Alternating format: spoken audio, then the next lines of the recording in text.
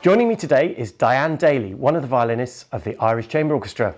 I was astonished to find out Diane has been in the orchestra since 1998. Now, as well as playing in the ICO, Diane is the course director of the MA in Classical String Performance at the University of Limerick.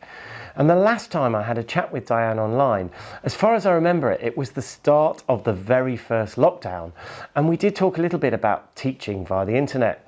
So first of all, Diane, I wondered, how have you and the students been getting on during this year as we've seen restrictions come and go? Yeah, well, those students that were there, Matthew, then they were at the end of their first year and they have now literally just finished their second year. They've just done their final performances last weekend, which were wonderful, and but they've had a very strange 2 years, yeah, but it's been great, yeah. Right. So I know your own career has included a very wide range of music, from pop to gypsy jazz, as far as I can see. And I wondered, what is your favourite type of music to play? I have to say I really love the gypsy jazz. There's a freedom that I feel in that you know when you're improvising and you're just in that moment. There's something about that really sets me on fire, I have to say. But equally, playing, Schoenberg, Verklärten act or something, it's a different kind of feeling, but it's just as rewarding and as intensely satisfying, isn't it? Now, you've recorded a solo piece for the orchestra, and I think that's going to be on all our social media channels tomorrow. So is that gypsy jazz? Is it Schoenberg? What is the piece? And also, can you tell me why you picked it? Well, it was actually commissioned. I was asked to play it, perform it for the Killaloo Music Festival, which is happening in 2 weeks' time, on the 4th to the 6th of June. And I'm performing the late night concert on the Friday. And due to COVID, I suggested that I pre-record it. So I was asked to play that piece. I performed the piece before, Matthew, as part of my PhD performance, in a very different way, but Catherine had seen that performance, so she kind of had liked the way that I kind of had reimagined it, and she asked me if I'd like to do something like that again. So that's kind of why. But the reason back in the day why I chose that piece was because it is a very strong programmatic element, which I liked. I liked the idea of telling stories with what I perform, and it kind of has an underlying story which Isai didn't plan, I don't think, particularly, but he definitely didn't write about the fact that it had a story. But I think that's part of our artistic license as a performer, that we can create our own stories around the music. So that's why I chose it. I still don't know what the piece is. Oh, sorry. What did you? So it's what did you pick? I chose the second solo sonata for violin by Eugene Isai. And Isai was a Belgian virtuoso, one of the greatest violinists of all time. And he was really inspired by the music of Bach. And I don't know if you know, but Bach wrote 6 solo sonatas for violin, which are kind of the Bible of the violin repertoire. And Isai did the same. He wrote 6 solo sonatas, which he dedicated to different violinists. And really, Matthew, I could talk about this all day, so I don't know how long you've got, but...